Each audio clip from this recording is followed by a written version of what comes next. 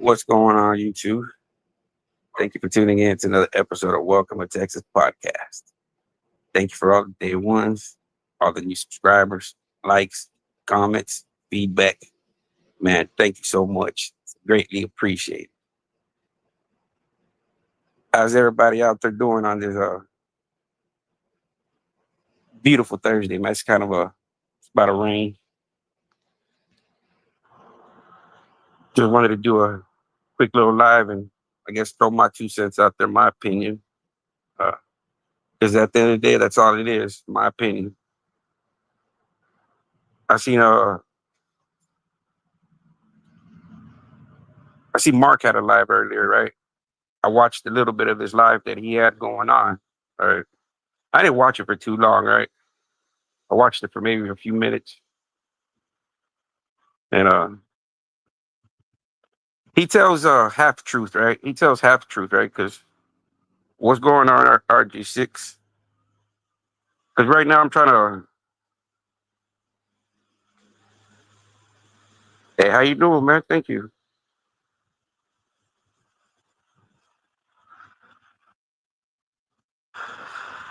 And I see Mark still in denial, right? It seems we have to go backwards, right? Because he's admitting to knowing Brad Lucas, right? Okay, yes. At the beginning, Mark did say, "Oh, that ain't Matt. That's Brad." Right? Okay, I give him that. Right? Give him that. Right? But he also wasn't thinking that I was actually gonna find the real Brad. Right?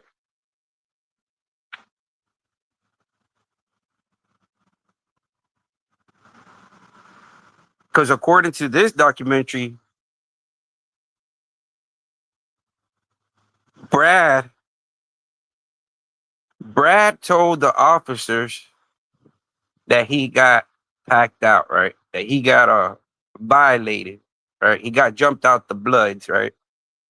But that was just a cover up story of letting him out of SEG and get him back into general population to where Mark could get his sink his fangs in him, right? And that's what Mark did, right? Told him, hey, you're about to go home, just come back out here, get in line with me and the rest of my boys, and I'll take care of you. Because according to these are own Mark's words, right? According to Mark, right? That after he got out of SEG, he told Mark that he wanted to go into the religious route.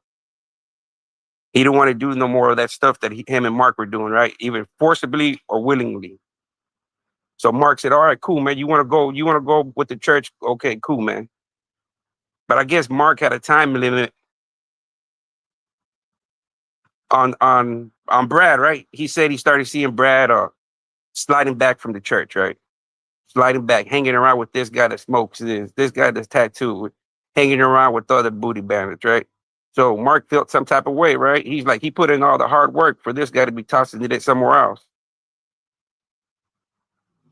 And y'all got to remember, Mark from the beginning said he had lust for Brad, right? But since Brad was a white blood, he kind of put that lust to the side and welcomed him into the family.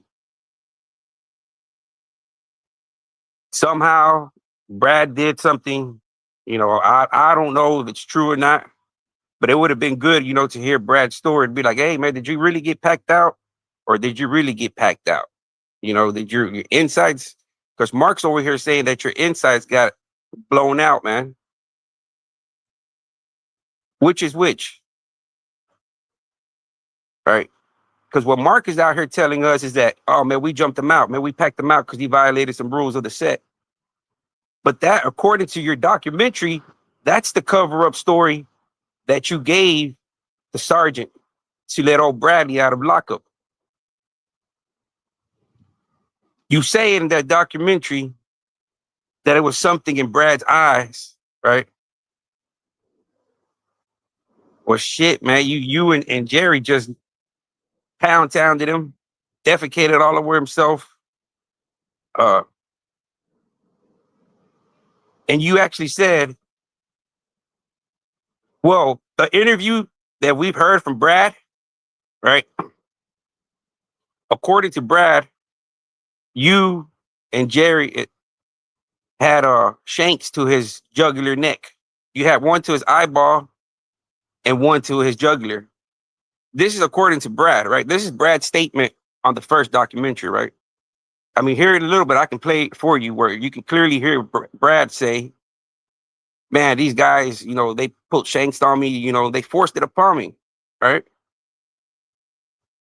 They forced themselves upon me. Now, on the unedited version, you can clearly hear Mark walk into detail on what he did to Brad, right? Except they leave out the weapons, right?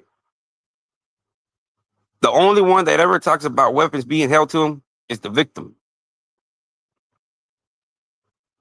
The victim was the only one that ever mentioned anything about any kind of weapons being used upon him, right?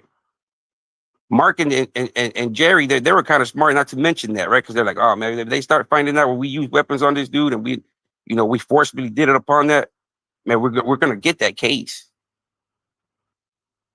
We're gonna get that case. So when Mark asked himself, how come I'm not in jail? I asked myself that same question too, man, because first you got a confession of the predator saying or what they did, right? And then you got statements from Brad Lucas saying, man, the guy held me down. I had two knives on me, one on my jugular and one on my eyeball. Right. So, man, that's out here in prison. That's what it is, man. It's great. Right. And now when you hear it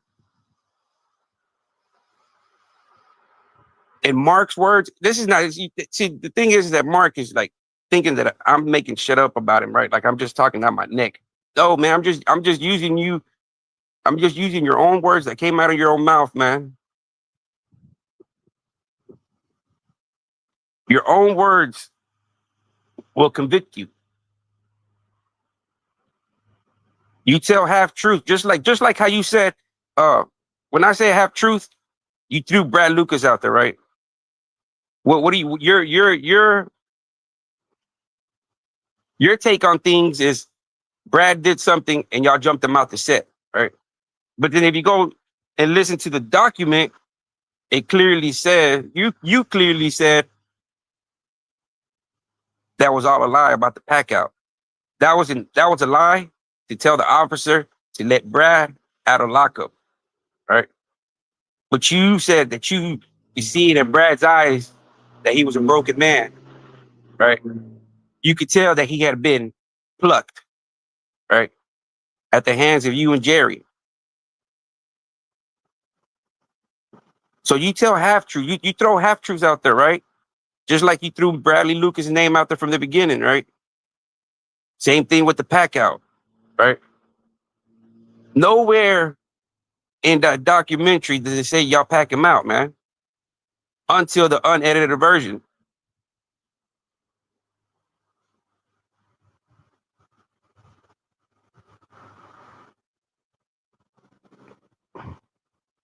Do you know? I got if we're going about that, man. Everybody has everybody's addresses, right? I mean, I'm not worried about that, bro. Right? I'm not. I haven't lost sleep. I don't lose sleep, and I haven't yet, man. Right? Because all I'm doing is speaking up on the truth. Right? If somebody that wants to attack me because I'm speaking up on people trying to normalize the deviancy of one character, well then I guess so be it, man. You know what I mean? I guess I'll be the sacrificial lamb, right? I'll be that little sacrificial lamb. Fuck it. Right?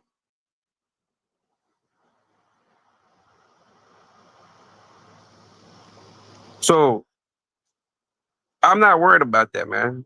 You know? So let's get back at the topic at hand. Mark Moore, right? I was watching the video where he had his girlfriend co-signing everything, right? Baby, yes, baby. I'm like, I, I just wanted to know is like, have you seen all the documentary? I would like to just know, have you actually sat there and watched both documentaries? Because I know at times you might watch that other documentary and you might think, oh, that's the same shit from the first one, but no, right? And you might not just, oh, I'm not gonna watch it. It's the same documentary. No, there's a lot of stuff in there that's not in the first one, right? Like Mark's first love, JD. Who is JD? Who was his first love that made him feel guilty? Everybody else is lying. The Jonathan Schwartz is lying. He uh he created a no, but see, that's why Jonathan Schwartz came out and addressed that, right? I think that was the main purpose Jonathan Schwartz came out and addressed his work, right? He felt discredited, disrespected, that people were assuming that his documentary was fake, it's scripted. So that's why he had to make an appearance and a statement and say, hey, man, this is what it is, and this is what it is. Everybody seems to forget that all the stories are similarity except Mark's, right? All the stories. At one point, you had one guy, going along and saying, yeah, Mark was doing this and Mark was doing that, right? And you got Charles Allen Hips. I don't know if it was Mark's equal, sidekick, victim, but according to Hips, he was more of a victim, right?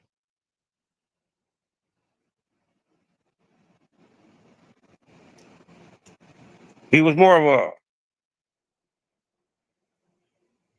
I better do this with this guy, or else I'm gonna be the one on the chopping board next.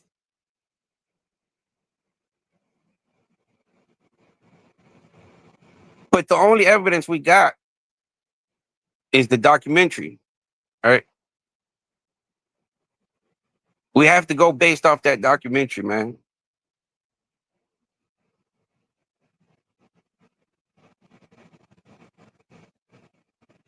Man, that's a good question. That is a very good question.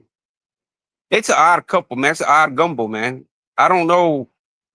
And the only common denominator is that they want to normalize the deviancy of this man. They did it. I give him this, man. They've done a pretty good job so far that this monster has able to get a girl. I give him that, man. Right? Because they've been playing off the script. I get it, man.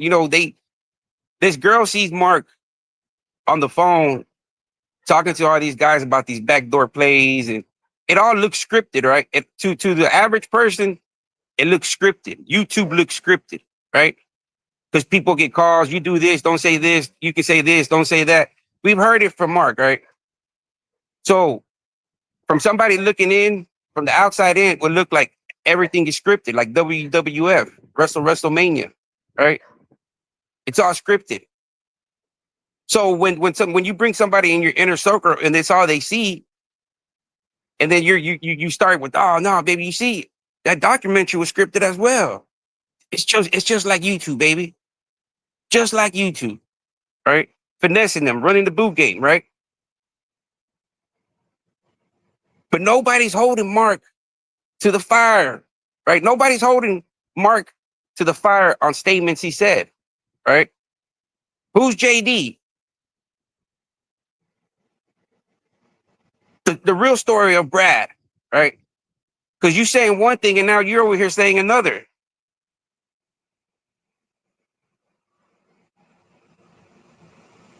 Nah, see, it's not unhealthy, man. It's healthy, right? Because that's like my good deed. I have to do a good deed every now and then, man. You know, and I have to do my good deed for social media. My good deed for social media is just to keep on people letting aware of this guy, right? That's all I can do. And like I said at the beginning of the video, it's just my opinion, right? It's just my opinion. Just like you feel like it's unhealthy, that's your opinion. You're allowed that, right? That's why we live in this beautiful country. But back at the handle, let's talk about Mark, man.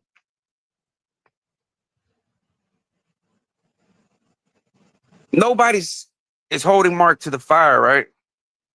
Nobody's asking Mark all these questions that he himself said, right? Not no, he said, she said, oh, I heard this about you. No, Mark, I heard this come out your own mouth. The producer, the financer of that documentary said everything on that documentary was true. Could you would have embellished something? Yes. Embellished. I don't know how much you embellished, right? I think saying that somebody defecated and then you pound them again. I don't think that's embellishment, man. I think that's what really happened, right? That's the honest truth, the harsh reality of Limestone Penitentiary. All right. That's the harsh reality, man. I don't see nobody talking themselves up where you're already doing the most heinous shit, right? That's just adding extra to the taco. Why? It's just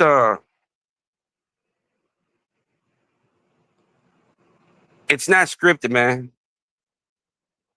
And I think that's the play that he's been playing with his girlfriend. Saying, "Nah, baby, it's all scripted."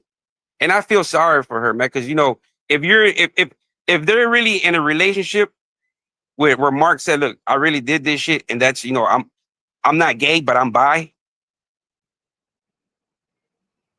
If Mark would be the honest truth and say, "Look, man, I'm not gay, I'm bi," right? That's just the honest truth, right? At one point or another, I slept with boys, and now that I'm out here in the free world, I prefer women. But in reality, if I catch one in a dark alley, hey, one for old time's sake, right? Why not? You were a bi male for 20 years. You were a bi male for 20 years, right? Because you went in having a woman during your stay. You had boys. When you got out, you got you a woman. So in today's age, that's called bi, a bi male, and that's the honest truth, right?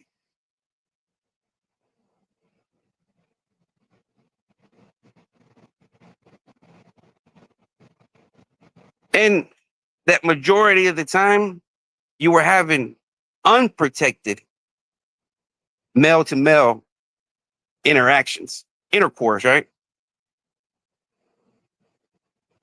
Over 20 years. Now, man, shit.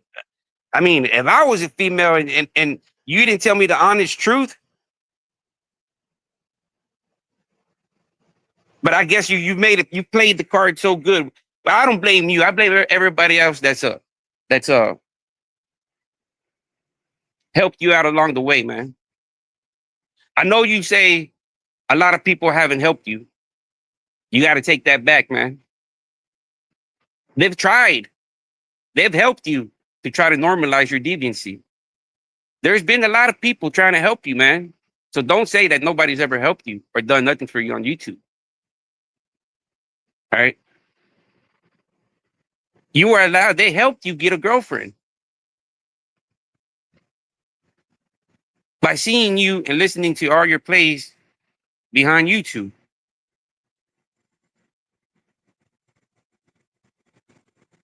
All right.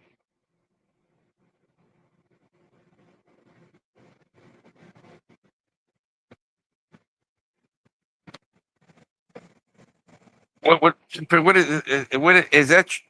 Nah, man. See, y'all can go back to all my old videos, man. And I ain't ever said, hey, he needs to go back or lock his ass up. I ain't never said no shit like that, man. I've never said anything about locking him up or throwing him the key. No, man. Hey, that's not for me. That's not for me, right? That's not for me to say. Or I'm not a victim.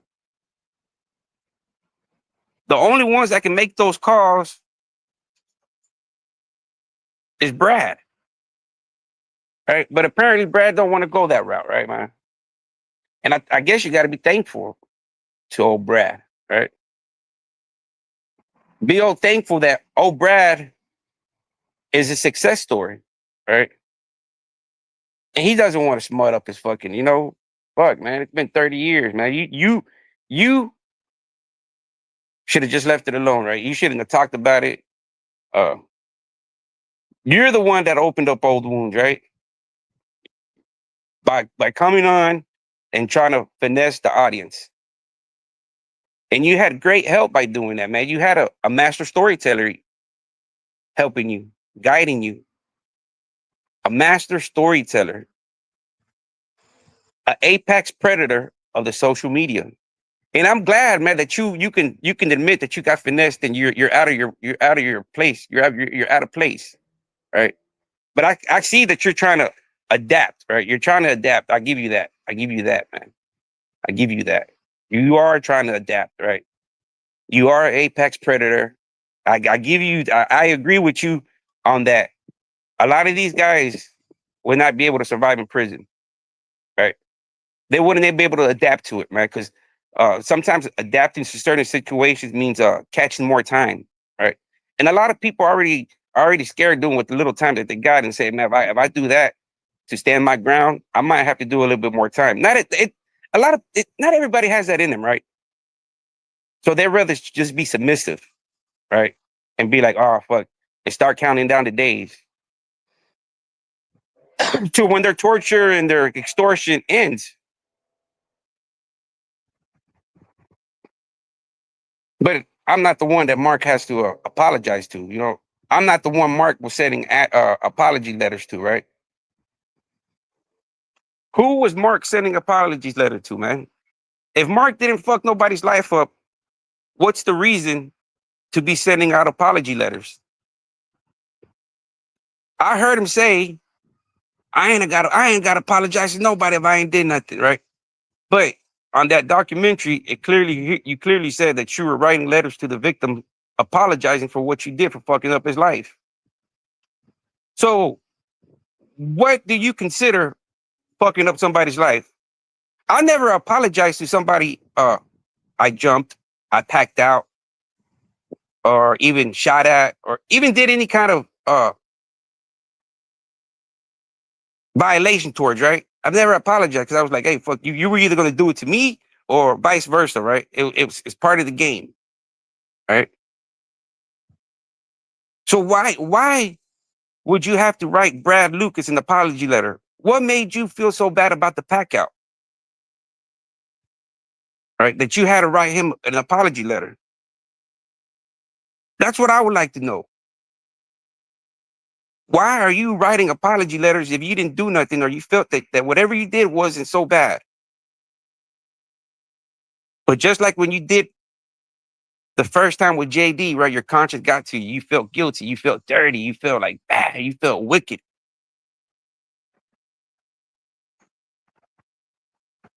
What would cause somebody to write an apology letter?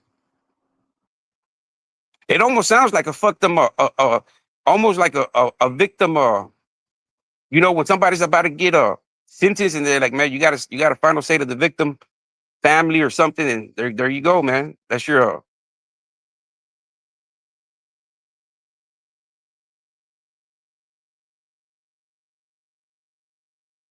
Because I watched a little bit of your live earlier, man, and you were disappointed in people that helped you. Nobody helped you. A lot of people have helped you, man. Look where you're at today in social media. They made you a kind of a likable guy to certain people, man. They've helped you get into a relationship by doing and seeing all your shenanigans that y'all do offline, right? Calling people, say this, don't do this, say this, call him this. Friends today, enemies tomorrow, vice versa. So anybody looking in be like, damn, so all that shit's made up, baby? Big girl, all that's made up. It's all scripted. All right? It's all scripted. Can't you see? But I thought he said he wasn't going to talk about that, baby. Yeah, but you can't trust him all the time. It's always scripted, baby. So, it's kind of the ignorance, right? You got to listen to this guy, what he says on the documentary, man. Okay, let's put it at percentage wise. Let's put it at percentage wise, right? 100% is the truth, right? Let's take off 25% of 100% for embellishment. 25%. So that leaves 75% possibility of everything that Mark said is truth. Because then you got to take in consideration first-hand witnesses, Charles Allen Hips, the man behind the film, behind the lens. You got to take his statements into consideration. And now 100% truth. And let's take 25% for the embellishment part, right? That he talked himself up and woo, woo, woo, fake this, fake scripted this. Okay. So I leave it at 75% honest truth. And like how Mark said, we're not going to know the truth 110%. I don't want to know 110%, right? I just want to know the odds. And the realistic odds, right? There ain't no 110%. It's always 100%. Right? When you tell somebody I'm going to do 110%, get out of here. There ain't no such thing as 110%. It's 100%. That's it. So let's take off 25% for the embellishment part. That still leaves you with 75% of it possibly still being truth. Right? And if I was a betting man, I'll take that 75% and say you did it. Right? And that's me being kind, taking you 25% of the embellishment part.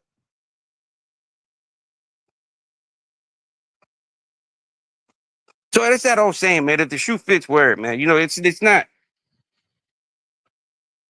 You can sit here and try to normalize and justify your deviancy, which a lot of these people have helped you out on your journey, man. And it's all along. And the thing is that they helped you not because they had compassion or they loved you or they cared about you. It's because they were making the money off of you, right? They were making money off of you. They had something at stake, an investment, right?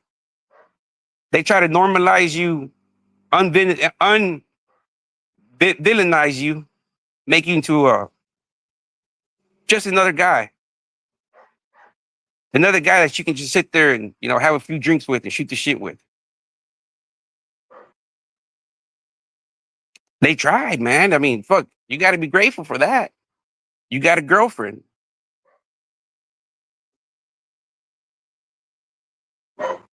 So I'm just going. This is like I guess you could say a little response to your video, reaction video, man.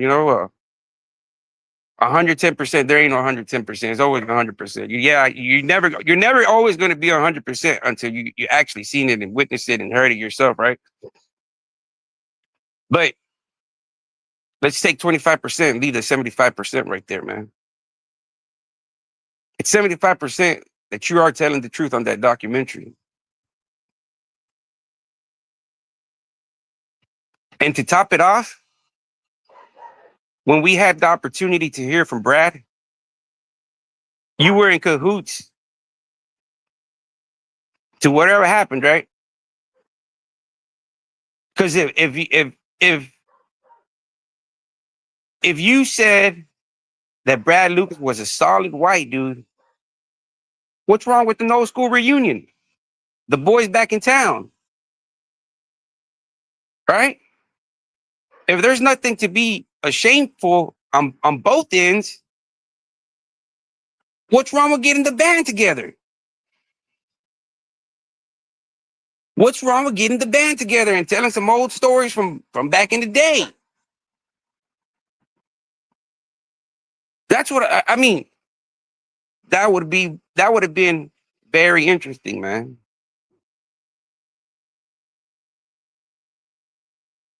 Right? Brad would have been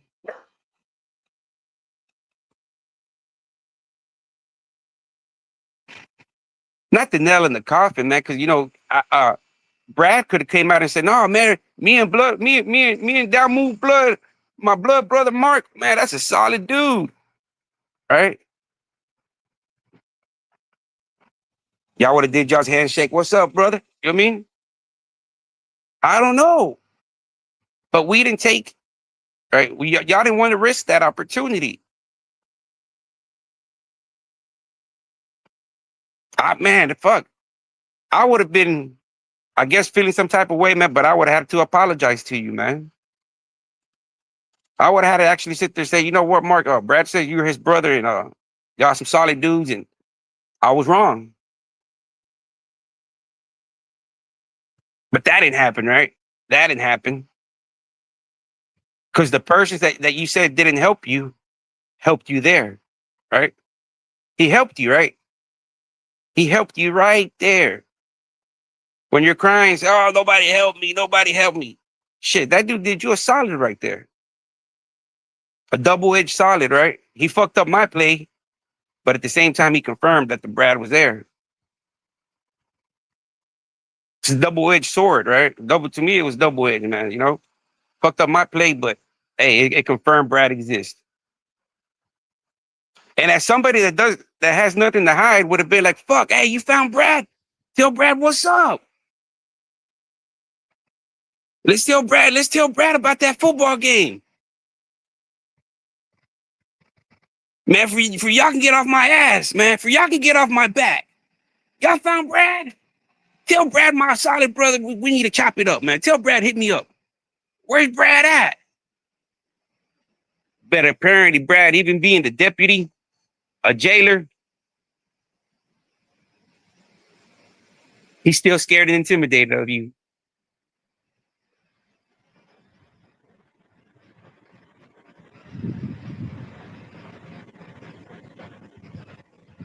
Because you do know deputies and jailers, right? You know that I can't tell you too much, man.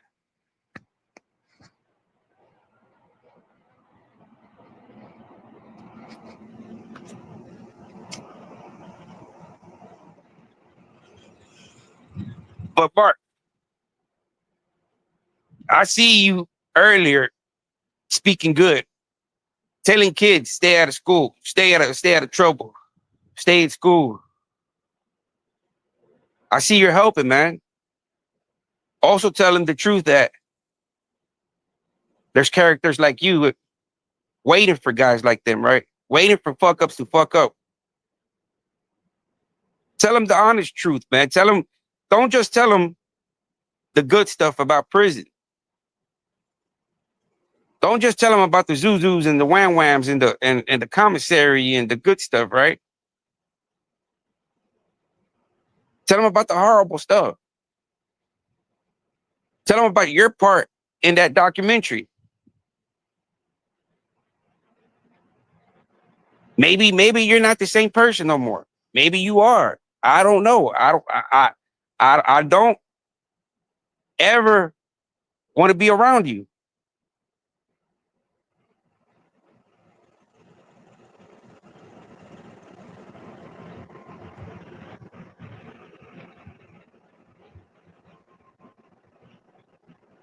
I think I think if it would be talked about more, I think Mark would be helping a lot of people out, man. Mark would be helping out a lot of future victims and a lot of future predators not to become, right? Because if Mark lets him know, man, it's not good, man, man, I did that shit 20, 30 years ago, man, and I'm still living with it to this day. Mark is gonna have to live this shit to the rest of his fucking life, man. Do you know how many other generations are gonna come along and watch that documentary? It's already been 30 years. And just imagine the generations that have already watched this.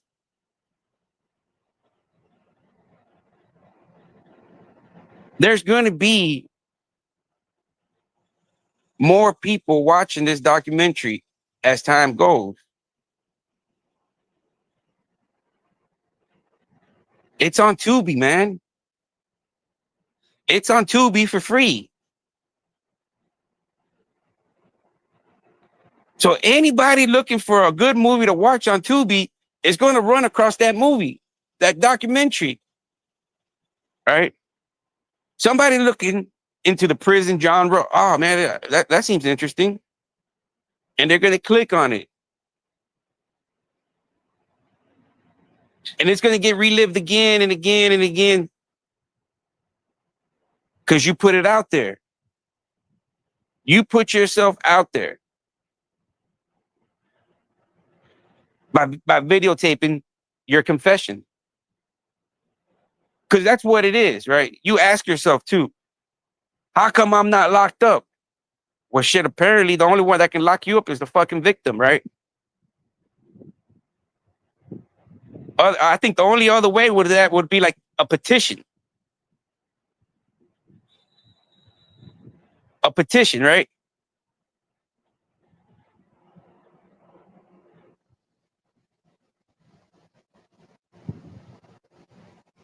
That would be the only other way.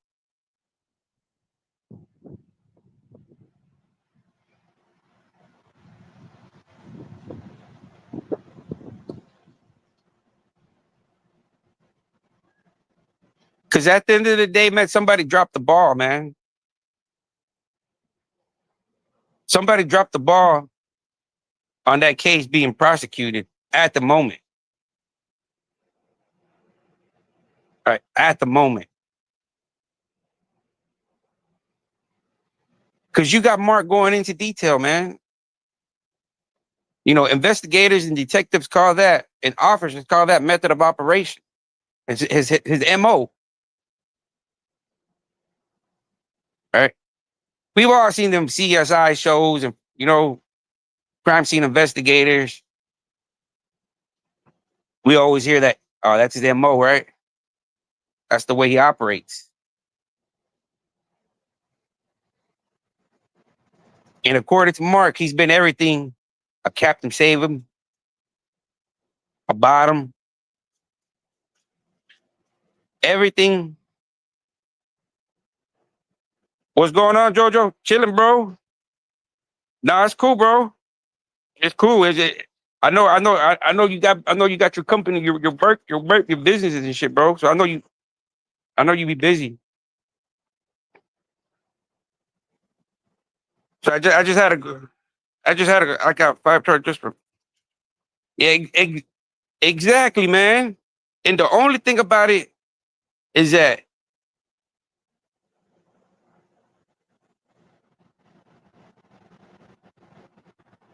that document, I think it is what it is today, right now, a money grab, right? It's a money grab. As we speak right now, everybody and anybody, even myself, right? Because if somebody would be like, hey, uh, we'll interview, tell your side of the story about Mark. Hey, I'll get money, right? Hey, who wouldn't, right? Who wouldn't? I'd be lying to you saying, oh man, I'm not trying to make no money. I'm not trying to make no money. But if I do make it, hey, that's extra, right? That's extra. So I'm in the same boat as almost profiting off of Mark as well, right? Everybody's trying to profit off of Mark. Everybody. He's the boy here. He's out there. He's out there on the strip. Uh, everybody's trying to gorilla pimp him. You know, everybody's running the boo game on him. He's already been sold off to numerous dudes. So it's like karma at its finest, right?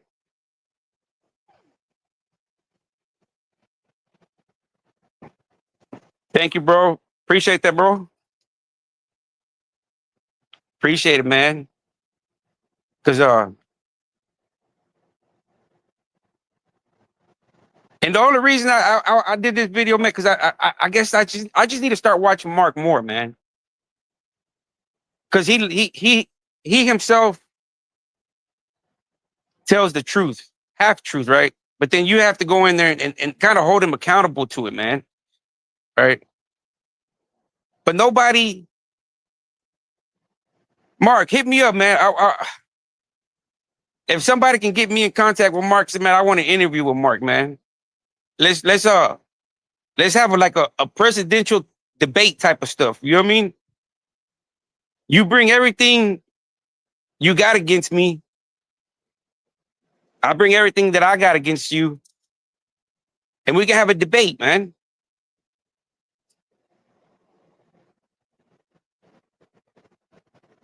I would like to have a debate with you, man, because a lot of these people have you on their platform. They're having the opportunity to ask you these questions, and they choose not to. All right. It's like let's try to push it under the rug and hopefully out of sight, out of mind. Well, it's not gonna happen, man. It's it's not gonna happen.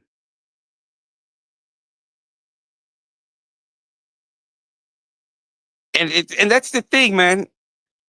Mark, if Mark continues, the people that he's aligned himself with are just exploiting him more. All right. I guess that live that I seen where it was a bunch of degenerates. I guess I'm not the only one that felt that there was a bunch of degenerates on that panel, right? Because Mark felt the same way, right? Mark felt the same way, right? He's like, yeah, I'm on that panel, all these guys, woo, woo, woo, woo, woo, woo. you know. But Mark didn't want to call them a bunch of degenerates like I do, right? Because that's what it was, right? Even Mark agreed, right? Because you have to read people's body language, man, right? When he was on that live in that panel, his head was down. He looked defeated. He looked out of place. He looked unwanted, right? Normally, he'd be right there sucking his candy, chit-chatting, amped up, have a little pep to his step.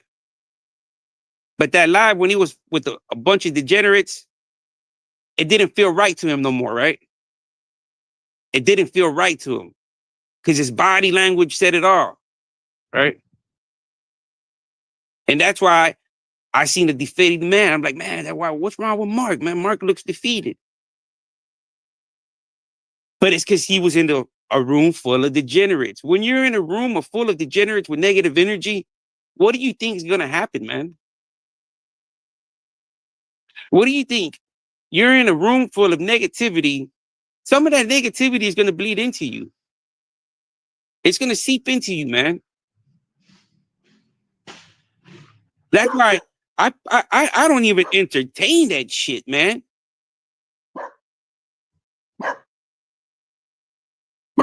Yeah, I think that's what he's doing. But he continues to double down, and these people continue to fucking dog him out instead of saying, you know what, I'm gonna do my own thing, and fuck it, it is what it is, man.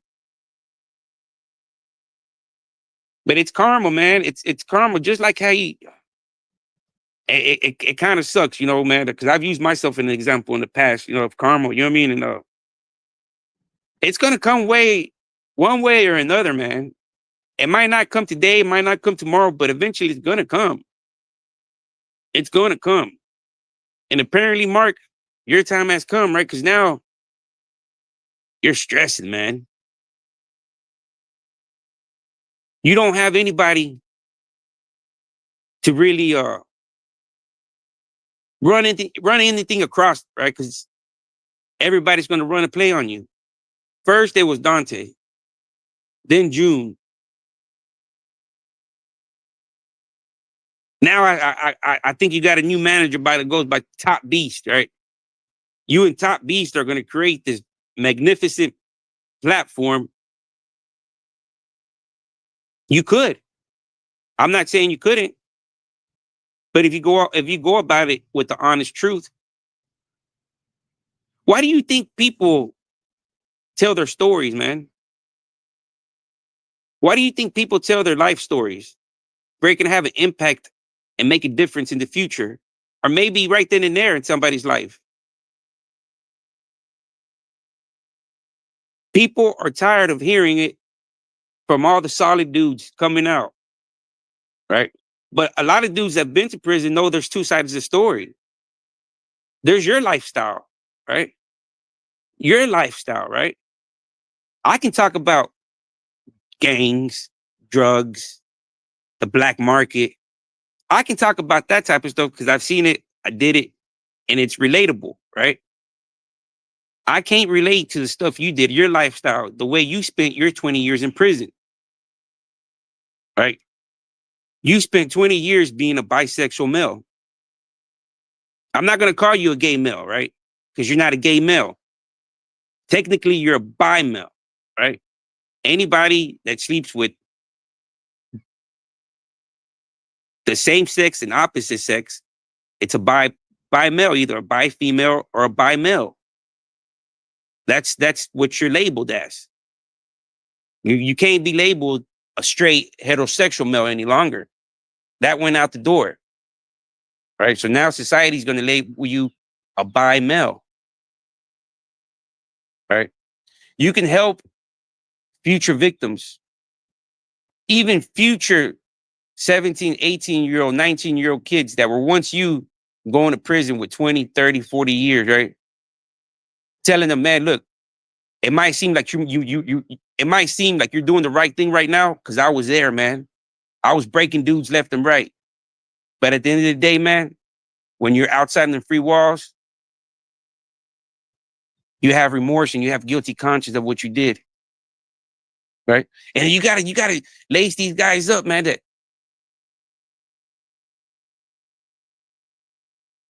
prison homosexuality leads to a high rate of HIV infections, man. You're doing your people a solid, man. Why do you think all these people that want to come out from prison, they tell their testimonies, man? Right? That's what basically your life story is, man. Your testimony, man. Of what you once were, of where you at, and where you plan to be in life, right? That's your testimony, man. The sad thing about it, man, is that people nowadays will use your testimony to judge you and pass opinions upon you, right? So I you know, but you could have a big impact, right? Everybody that's saying that no, the homosexuality in prison doesn't happen, it does happen, right? Because you can be the voice instead of being the poster boy of apex predator, man. Be the voice for change. Be the voice for change, man. Because I heard you on your video. I'm the only reason I'm telling you this, Mark, because your video you did, your live you did earlier, you were talking about helping the youth, helping people, preaching to people, telling them stay out of trouble, do the right thing, right? But you also got to tell them why they should do the right thing, right? Don't just tell them do the right thing. Tell them what's the consequences of not doing the right thing.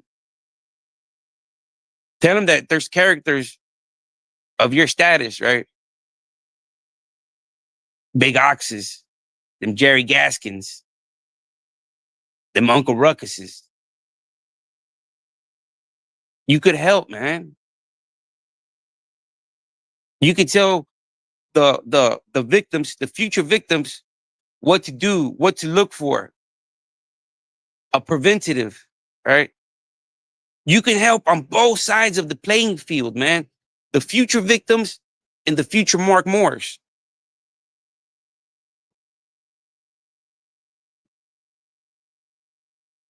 You can stop those actions, man, by being a voice to it. Isn't that why all these ex-gang leaders go back to the neighborhoods and preach to the same neighborhood? Say, man, look, I done did 20, 30 years and it ain't worth it. It's the same story, right? You'd be one of a kind, Mark. You see why Fleece blew up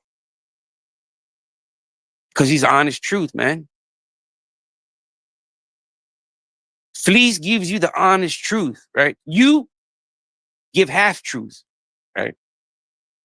So it makes you look like a liar.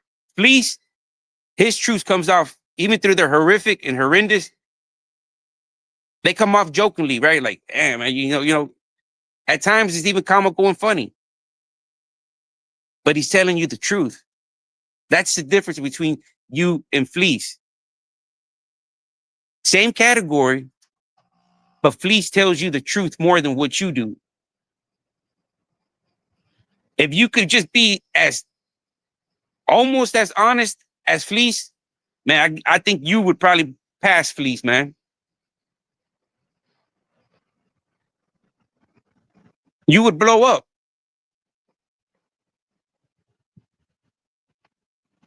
You would blow up.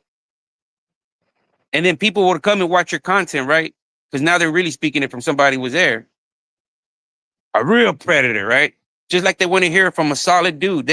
People want to hear stories from they don't want to hear prison stories from I'm gonna use myself as an example, right? People don't want to hear stories from somebody like myself that only did a minimum of 2 years, right? People want to hear stories from people that were in there for 10, 15, 20, 30, high numbers. Like your story, your sentence, your the way you did your time. Pimping inside prison. Right? I seen the hustling side of prison, right? I seen people moving packs. I seen people have cash money. I seen, I seen the inner workings of hustling, cash money, packs. But I was only there for 2 years, man. But I can still tell you the logistics, right? If I wanted to, I could probably reach out somebody to that unit and build my own logistics if I wanted to, right?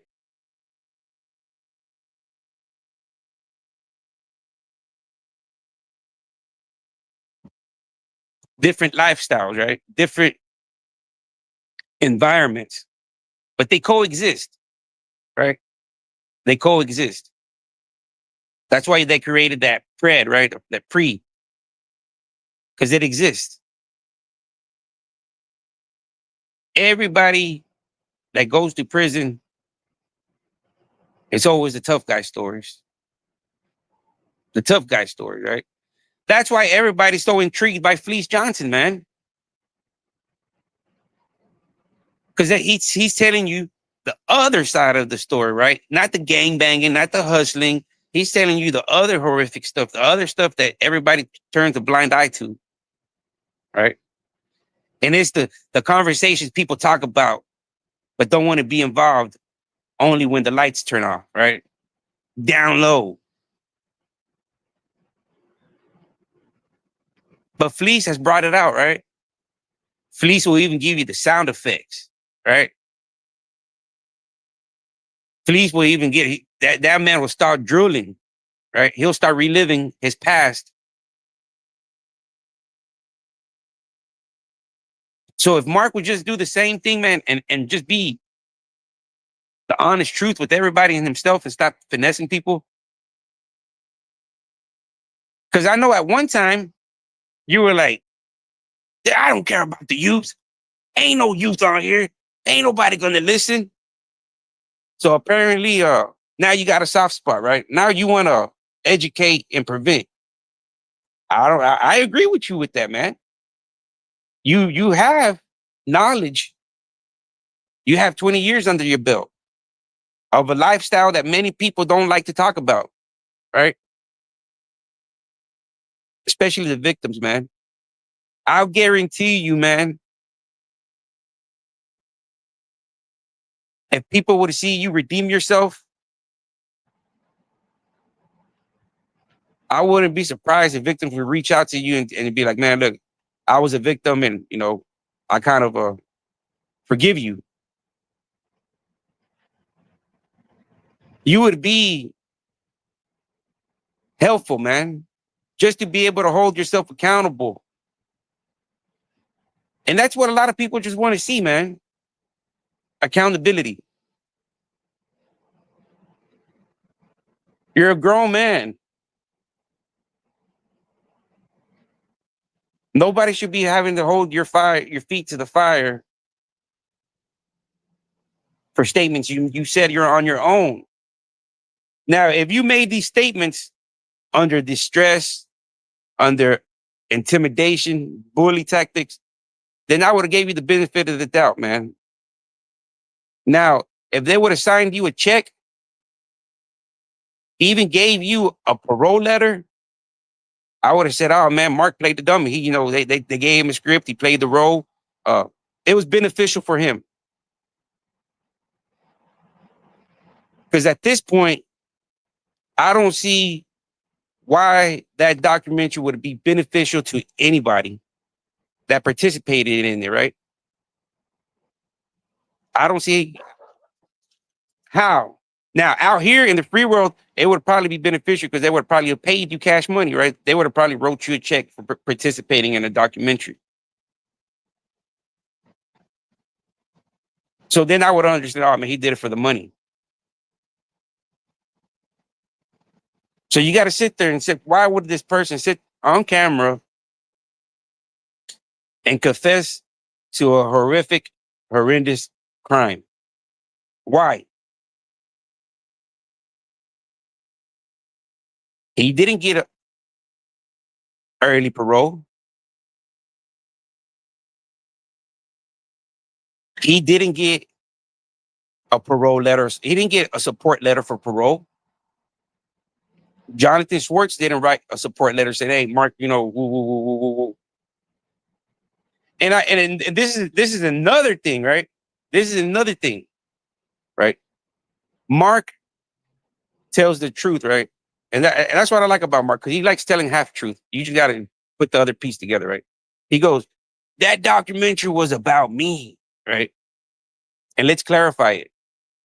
According to Jonathan Schwartz, yes, right? Because at the time, I guess, you know how it is, man.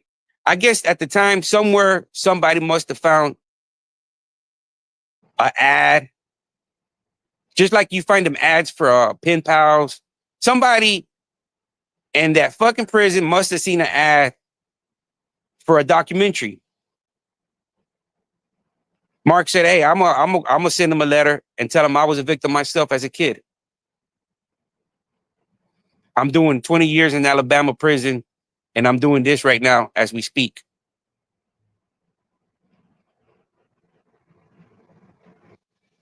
So that's why Jonathan Schwartz, he goes, when we got to Limestone and we were recording Mark, we knew Mark was going to be something different. Because Jonathan Schwartz got there thinking that Mark was the victim, right? But after Jonathan Schwartz spending time with them and doing the interviews, Jonathan Schwartz came to realize that Mark was the apex predator, right? But he was baited in by Mark being the victim. Mark was the victim, right? And you tell me, man, how do you say Mark was a victim? Well, according to Mark, right, he was a victim of a loved one, right? That he forgave him, right? He didn't have no kind of hate to the person that did it. Cause shit, man, I'll tell you this, man. If you make me go through any type of shit like that, I'm gonna hate you for the rest of my life, man. I don't think I'm gonna be able to sit there at Thanksgiving dinner and look at you. I don't think that's I don't think that's possible, right? Unless they sat down and he explained it to him, right? Or why he did it, and I don't know, man. I don't. I would hate to be that person having that conversation. I would hate to be that person, right?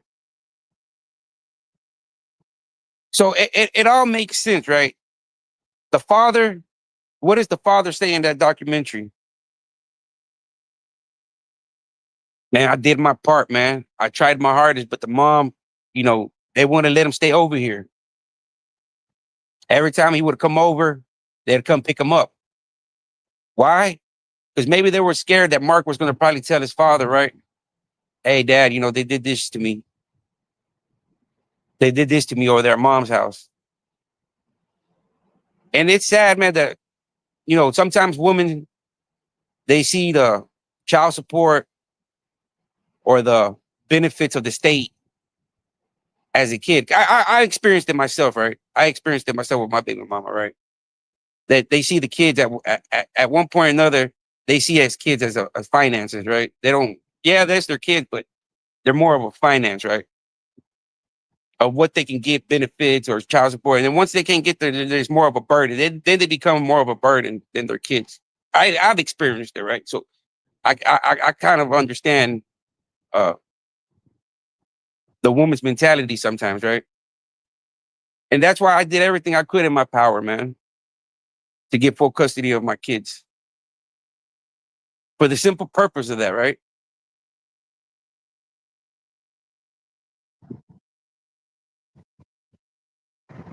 So I can understand Mark, man.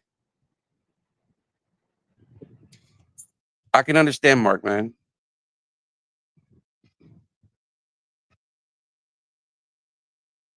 But it still doesn't get, just like Jonathan Stewart says, it still doesn't give him a pass to do what he did. He could have still, instead of becoming a predator, he could have become an advocate for the good.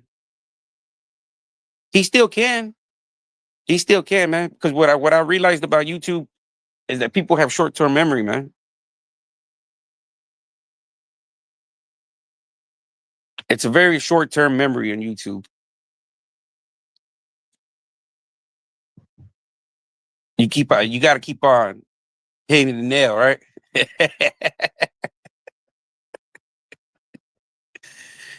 And especially with the numbers, right? Mark, somebody said that 85%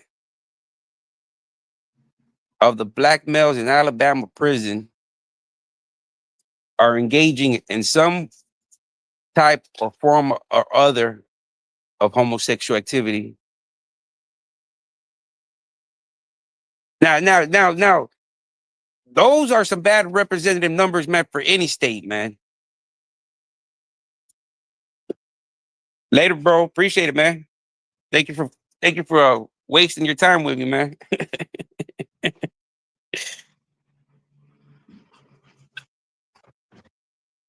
Uh, so you would think, man, that somebody would be an advocate just on those numbers alone, be like, damn, man, that's a bad look for the city, for the state. 85. But it's the difference, right? They normalize the deviancy in Alabama prison. They normalize the deviancy of, as long as you're not taking it up and you're giving it, it's okay. It got normalized, right? It became the norm. But I think, Mark, you have the chance, man. To redeem yourself, man. Redeem yourself and say, you know what, man? I'm ready to help. I'm ready to be an advocate for the victims and future predators. You know the signs, man. You know the signs, right? You can prevent those. Because I seen in your live earlier, you were adamant, man. You had a little bit of spunk to you. You had more spunk today than what you did on that live full of degenerates. You looked alive today, man. I mean, not compared to that day I seen you on that live. It's like you were drained, man. But I don't blame you. I probably, in a room full of degenerates, hey, I'd probably be the same outcome too, man.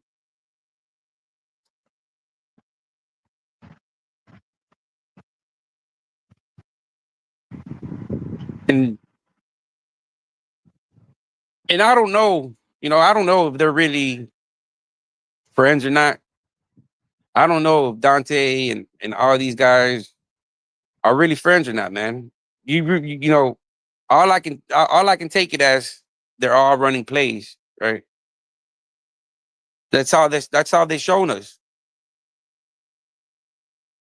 running plays. I thought that they were on the panel, I thought they were all friends, but according to Mark, Mark was feeling the same energy, you know, a bunch of degenerates. He wasn't vibing with it.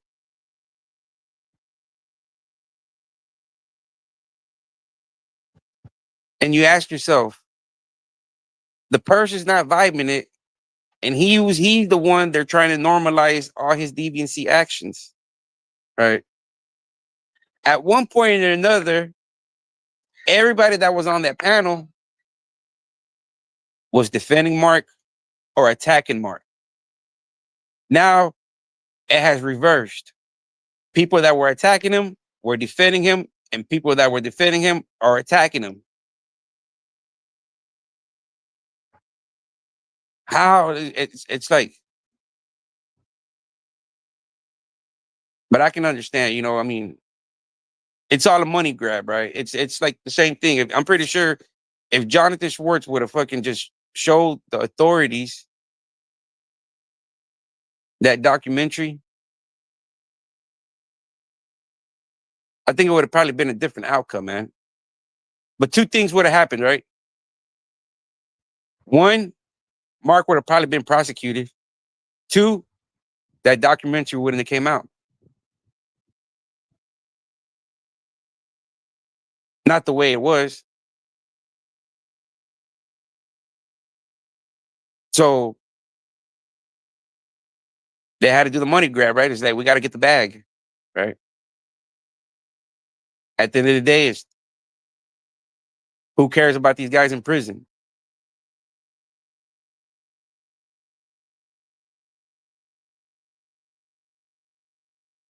And that's my opinion, you know, because Mark's asking himself too, like, how come I'm not in? How come I'm not in? Well, because you know, somebody hid the evidence over 20 years, man, over 30 years. Basically, the evidence was held. Right? It's like uncovering a crime from 30 years ago. Because that's all it is. That's all this video is, right? The second part where you got Mark walking him through it, having panic attacks, him cream pieing him, the dude defecating on himself.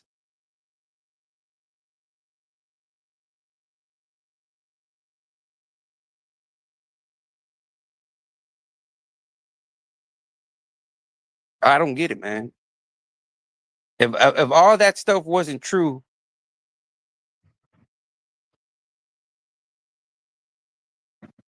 why not take the chance of Brad clearing out the air,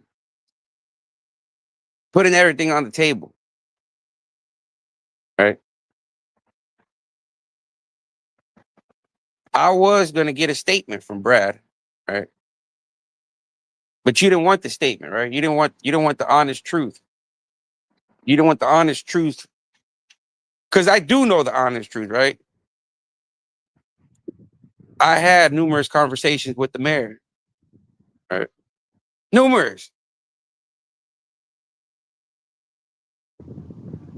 How do you think somebody's just gonna tell a random person where a person works, where this and that, this where what he's been up to, right?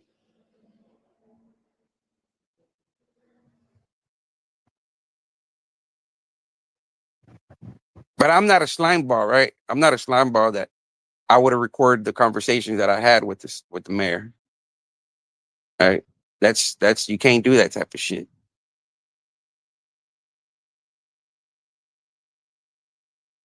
But Brad was on the verge of giving us a statement, man. He was about to call, man. He was about to call, right? Because he was contemplating. And then once y'all bamboozled him and scared him off more, right?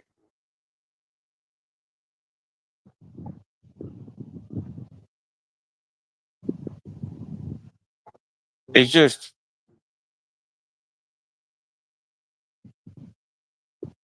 not really, man. It's like 35 cents a sheet. It's only Mark. See, the only thing is Mark's the only one that can get it, man. Mark Mark's the only one that can get all that. But see, even then, it might not even with the with the Brad situation, according to Mark, nobody got in trouble, man. I mean, you would actually have to get Brad Lucas's statements. You would actually have to get Brad Lucas's files, right? To see what his disciplinary reports say, right? Because they're gonna have to write him up for safekeeping or whatever happened to him. So in that disciplinary report, there's gonna have to be a statement by saying, "Oh, he got attacked by so and so," or presumably he got attacked by the Bloods or the leaders, or somewhere. And Brad Lucas' statement is going to show something of the nature of saying who were the assailants, or something of that nature. So I don't think it's at this point, I don't think it's Mark's, because Mark's already admitted to being a gunner. And then this is another thing, right? Somebody asked him in the comments, "Man, what's about gunning?" Right? Because I was reading it, and somebody asked him about gunning, right? Because I remember him saying him and his Crip buddy used to go on missions, right? Him and his buddy used to go on Crip missions. I got the video somewhere, right? I got the video. Matter of fact, I gotta go look for that video, right? There was this lady.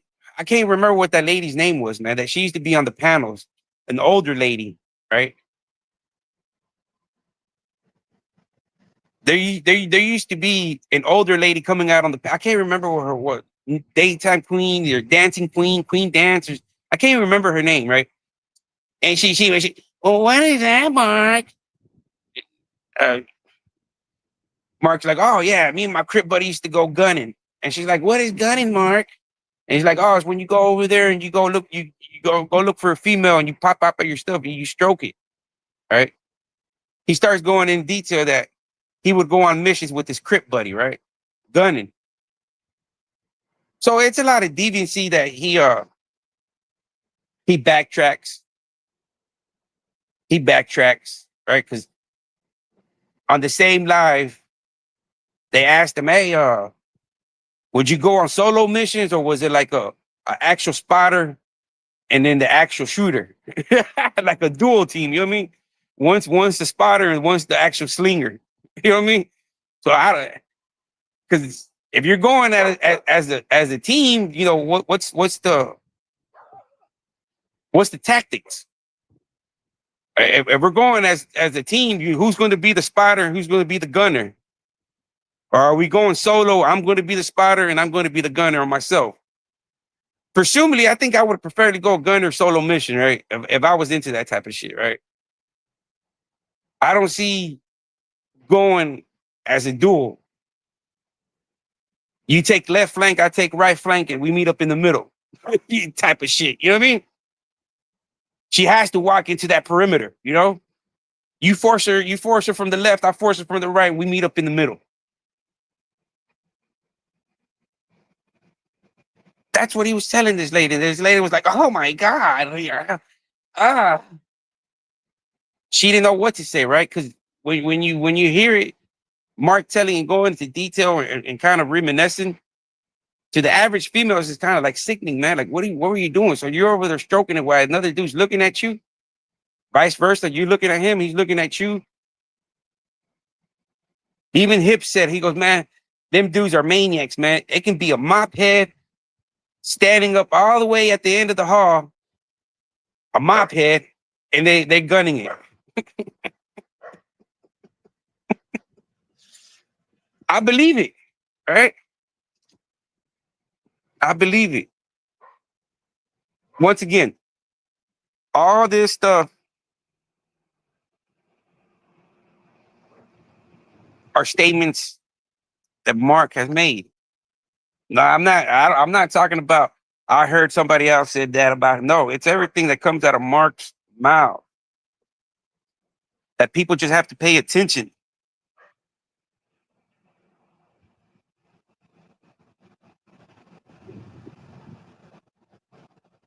and listen to the truth. Because Mark will tell you, he'll tell you half truth. But then that's where you got to go back to the documentary and be like, no, you didn't say that, man. You didn't say that in the documentary. Now you're just trying to uh, spin your own narrative and paint the picture you want, but you're not really telling the truth. You're not really telling the truth to the whole situation, right?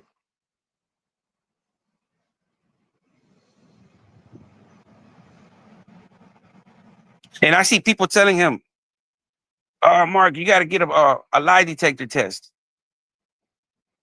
Why go through all that? Why we could easily reach out to Brad Lucas, right? We can make a three-way call and be like, hey, you know what, man? We would like to get a statement from Brad, man. It's only fair, man, that he participated in that documentary 30 years ago willingly. We got a bunch of people out here thinking Mark did it. It might be wishing harm upon Mark. Why not help clear up his name? Why not help clear the name? No, right? Brad don't cost you nothing. Brad don't want no money. Brad wants one thing. You should have left it alone. Right? What does Hips want? I don't see why Mark should have just left it alone. Everybody else that was participating in that documentary, the first thing they say is, why did Mark have to open up his mouth again? Should have just left it alone. That's the first thing Hip said, man.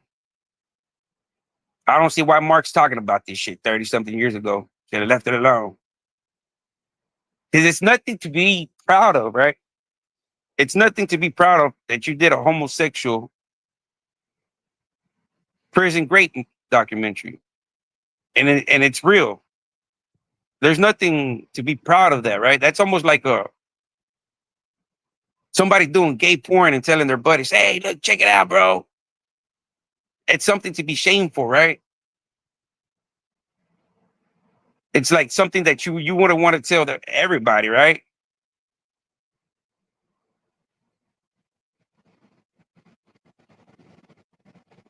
It's something you had to do your time. That's understandable. You were bi male. Nothing wrong with that, man. Nothing wrong with that. I'm not judging you off your sexuality, man. Because that's what you are. You are a bi male. Once you have any kind of relations willingly, forcibly with the same sex, you're a bi male, man. You're bi. You're no longer a straight man. You can't consider yourself a straight man.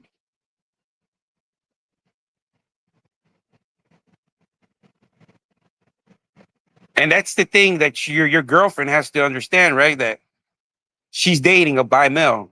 And if she's happy with that, then more power to you. More power to you. Maybe Just Jay can join y'all.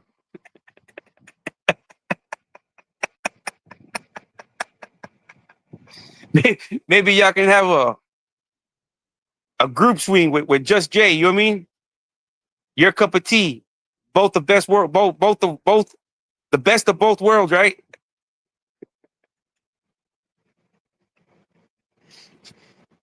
You're bi male. I mean, the more the merrier, right? That way you can enjoy just Jay, and your wife can enjoy just Jay, or your girlfriend, because you are a bi male, and that's what bi males do. That's what bi males do.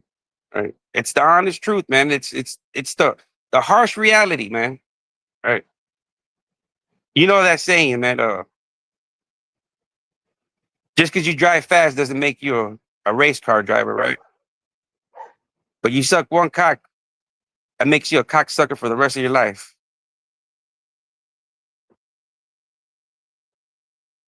So, Mark, once you bit that forbidden fruit, that was it, man. Once Steve gave you that apple to bite, it was over for you, man.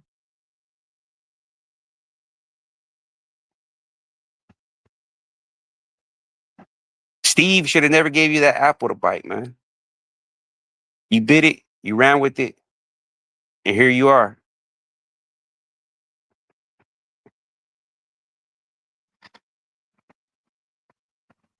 And the only reason I'm mentioning your girlfriend is because you were mentioning her on All Your Life, right? She was like your co-signer. She's like your I guess everything you were running every yeah, baby. Look, check this out. Hey, baby, am I paying you, baby? Oh, well, you brought her in here, right? So I'm just I didn't you know I'm not dragging anybody, man. This is my like a reaction slash to your video, right? I'm just touching on topics of what was going on in your video of the day, right? It seems like your girlfriend is your cosign. So she accepted you for who you are, right? But she has to know the real you, right? The real Mark Moore, the real you, right? But you haven't told her, right? The honest truth about you. So your relationship is already starting off bad because it's already starting off with lies and deceit, right? Because you're not telling her the truth, right? You're telling her that this documentary is scripted. You're you're not telling her about the 10 dorm, right? About your first interaction, right? So you're not telling her, you're being deceitful, very deceitful, right? And she has to acknowledge this, man. She has to, put everything on the table for her, man. Maybe one day, while y'all having dinner, man, you can break down and tell her the truth, man. Because I know it's carrying. I know. Hopefully, she's the one for you, man. Hopefully, she's the one that cracks your outer shell, man. And then maybe then you can probably disclose the honest truth to her, right? And tell her, look, baby, I'm sorry, but I have to tell you the truth. I love you, and everything I did do it, but that ain't me no more. Cause shit, man, when you do something, man, it carries you, man. It's especially when you haven't like made peace with it, man, or made them like still in denial. Not only are you affecting the victims, being disrespectful to the victims, but you're being untruthful to yourself and to every people you get into a relationship with, man. I don't know if that's the same woman that was calling you on your live and you were getting so annoyed. What do you want, baby? I'm gonna do it live. No, they ain't talking about that, baby.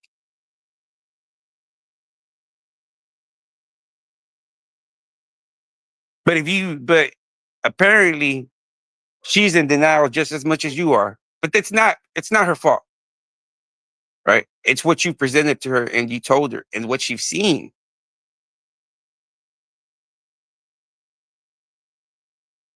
But if you really do love somebody and you plan to be with this person for the rest of your life,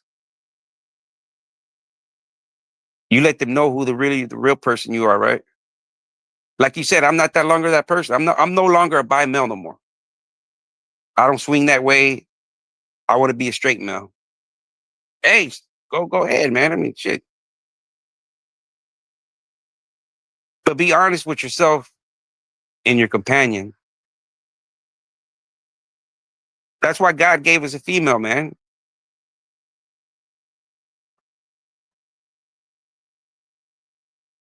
Right? Because as a man, we have thoughts and we have issues that God put them in our place, not only to reproduce, but to listen to us.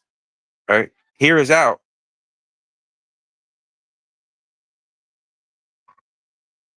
Give us their opinion.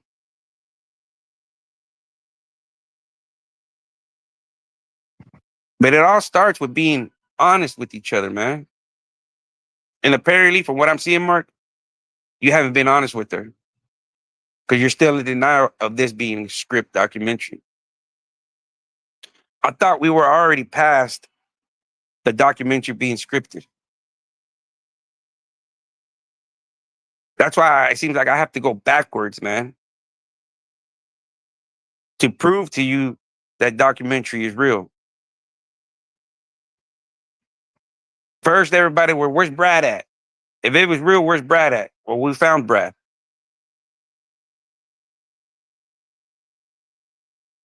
We found him. So now it would have been, man, lovely to have Mark and Brad talk about the old days, right? Just like you got some of these guys that did time with each other or in the same prison, shoot the shit. If there's nothing shameful to be in between, what's wrong with the camaraderie? I don't see nothing wrong. What's wrong with it? Unless there's something shameful, right? Some deviancy.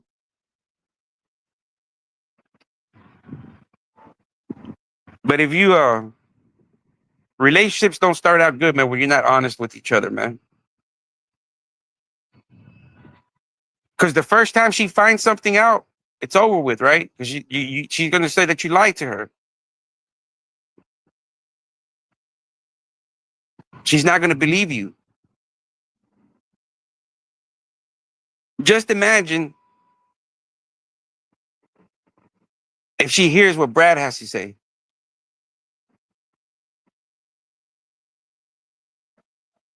Just imagine. Is your relationship that strong that it would survive? Or would she feel disgusted? I don't know any kind of woman that would want a man that wants another man defecating on them. I don't know. I might be wrong. I might be wrong, right? Maybe there's some females or dudes that are into that type of stuff, right? There is, right? I mean, there's something for everybody. But I don't see the average female being turned on or entertain that idea of being in a relationship with a man that had unprotected sex with ain't no telling how many men in prison, willingly or unwillingly, right? Willingly or forcibly, right? I don't see what woman in the right mind, right? Right. What woman and be like, what woman in the right head would date a man that was involved in homosexuality, right? Willingly or forcibly, right? What woman in the right mind?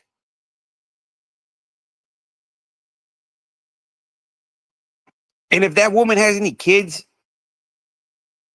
what kids would want their mom around a predator like this?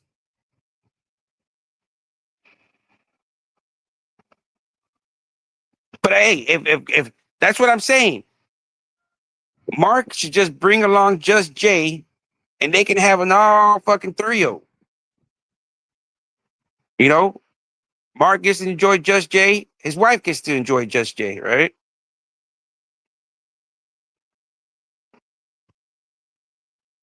If it's accepted that way, then it's not my place, right? But from what I see, Mark is still being deceitful to his companion. Deceitfulness, right? Because he's not telling the truth. He's telling her everything in that documentary was fake. Everything, everything in that documentary was fake. Like I said, I'll take 25% for embellishment. That leaves about 75% of honest truth of that documentary. And now taking consideration statements from Chip from Hips, Jonathan Schwartz,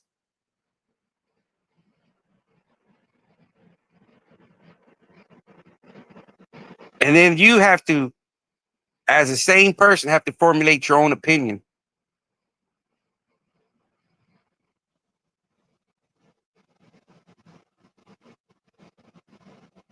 So I don't know what female in the right mind, right,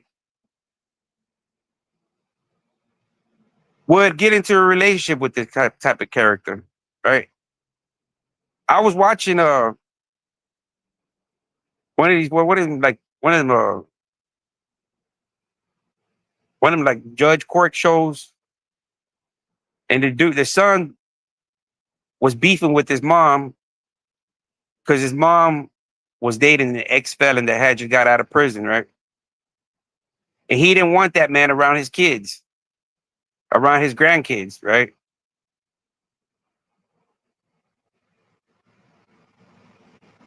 And I don't know why that guy had just got out of release. I don't know why, right? They didn't tell me. They just said that the man just got out of prison. They didn't say why he was in prison. All they said that he just got out of prison and the dude didn't want his mom's boyfriend around his kids. So now taking consideration, Mark being in this horrendous documentary, self-confessing on what he enjoyed doing, he paid 4 bags of premium coffee to spend the night with the Princess Queen. That man took off his socks and got into a bunk, right? Yes, he recreated it, but that's just another night, right? That's what happens. That's what happens, right? You can visually see Mark grabbing a man by the hips, like how you would, like, just picture him grabbing you like that, right? His girlfriend needs to watch how let Mark walk behind you, and let's not see if Mark doesn't get you the same mannerism. He doesn't try to guide you through traffic. Because that's what Mark was doing, right? Mark was guiding his boy through traffic. Easy, baby. You know, they were both guiding each other through traffic. All right.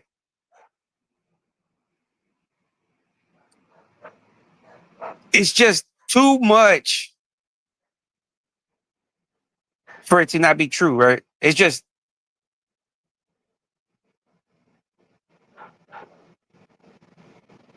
that's what I don't understand, right? You can see his crusty old toenail right there, man. I mean, when there's a fucking a script, I probably, I probably go in there, take my shirt off, throw it out there. That way I'll still be in there with my pants and socks on. You know what I mean? But this dude got butt naked.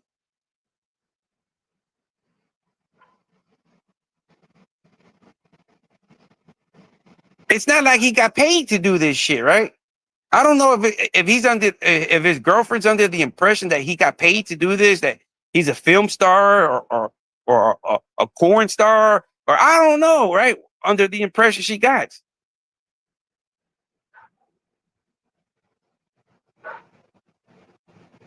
I don't know, man. I don't know. To me, it's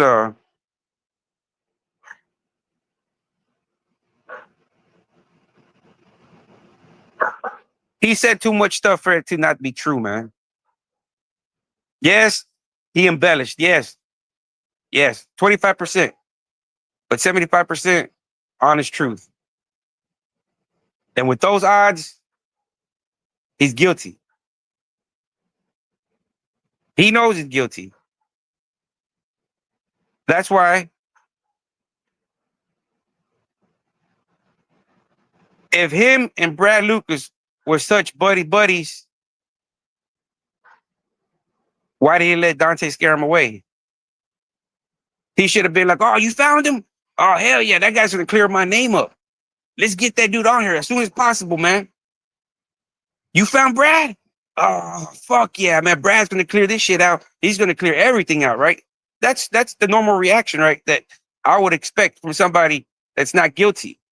Oh, you found Brad? Brad, oh fuck yeah, bring Brad on here, man.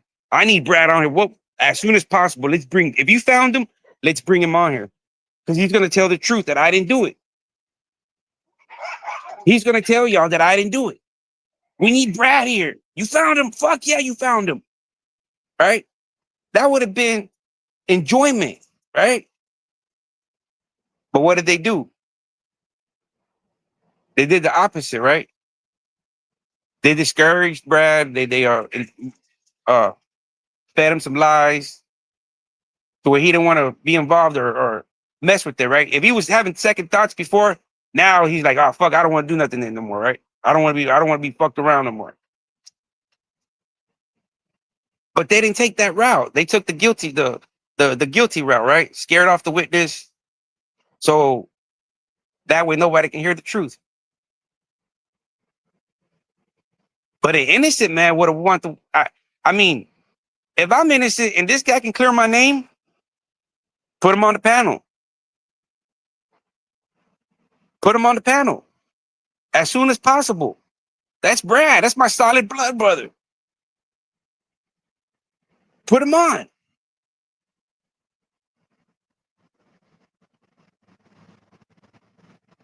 But what they do,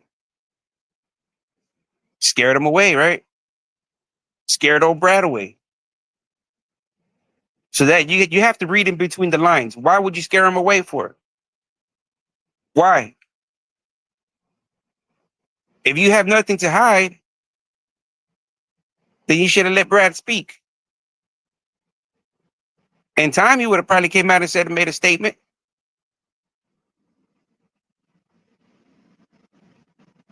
Especially if it would have been welcoming, right? It would have been like, oh man, we're interested in your story. We want to do this, oh man, you can help out. Woo, woo, woo. But instead, y'all approached them with negativity energy, false narrative. So that tells me there's something to be hidden. Why don't y'all want Brad to talk? Why didn't y'all want him to say a statement? He would have cleared the air. Yeah, they did, man. They did RG6, and that's the thing that I think Brad, he's probably ashamed, man. He's probably ashamed. It all comes down to being ashamed. Even even in the documentary, he says, I've already been out 5 months, and my current wife, my current girlfriend, don't even know I went through that. And if I can keep it for them for that long, then I plan to keep it away from them, right? So Brad back then had no intentions of letting his family know of what he went through. If he didn't have any intentions of telling his family back then, he definitely has no intentions of telling his family now, right? Now that his kids are grown, he might even have grandkids.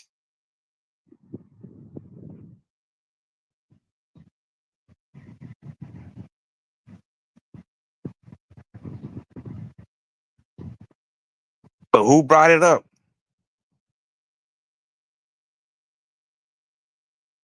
Yeah, man. I think the best way would be hiring a lawyer, man. A lawyer or a private investigator. That way, Whoever reaches out to him, he can see it that it's a valid source and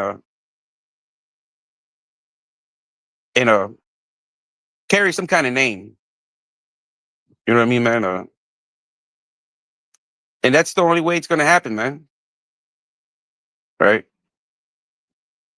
Or Mark can reach out to him. I'm pretty sure. Hey, if it's no buddy, right? It's like an old military buddy reaching out to me. Hey, what's up, man? You remember that time we did? Yeah, I remember. What's up, man? You got some more? Let's talk about some more prison stories. If the camaraderie is there, if Brad isn't the victim, then I think Brad would want to say, "What's up to Mark?" Right?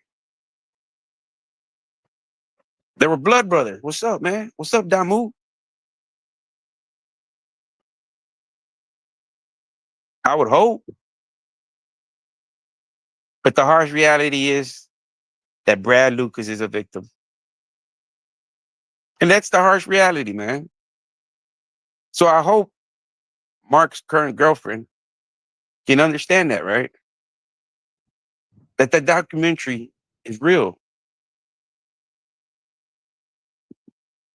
And if you come to realization that that documentary is real and you accept Mark for who he was, I have no power. I have no, more power to you. I respect that. But if you're going along with Mark because you believe Mark didn't do it, then you're being deceived, right? And that's not doing of your own. That's not your fault. You're just being told lies and being finessed by Mark. Ain't no different than what he did to his boys in prison. Finessed them.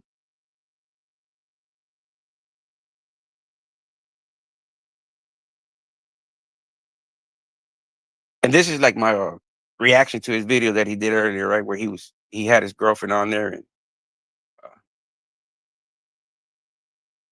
that's the things that people need to be asking Mark. Hey, Mark, what were you doing, man? That on that, the real questions. I guarantee you, man. If Mark reaches it out, man, to Brad, it'll be something wild, man.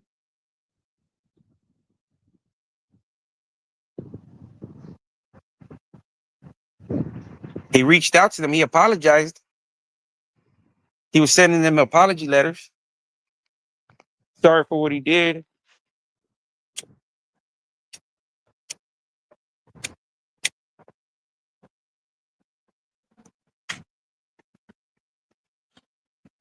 And and from the beginning, man, my my agenda was never to get Mark incarcerated, man. And that's not my place.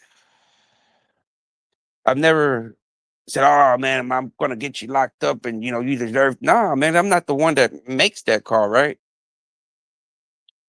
But I'm surprised, man, that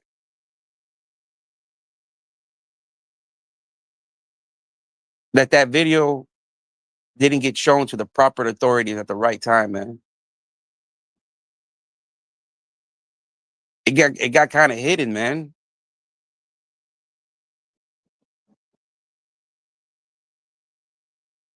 Because even Go Tooth, even Snaggletooth was like, I thought we were gonna catch ourselves a grade case, right?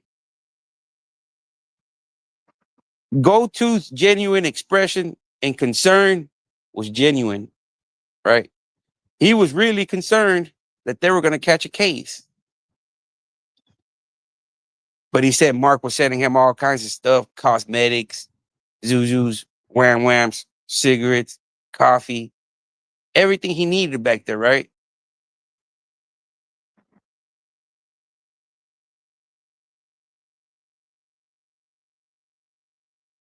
I'll be back, y'all. We'll give me something to eat. All right, we're gonna. I need to fix this audio, and we're gonna get back on this marathon, man. So, maybe on Mark, he'll answer some of these questions. You know what I mean? Or maybe just once and for all, man. Just get in contact with Brad, man. Let's end it all once and for all, man. You don't want that, right? You would have to leave.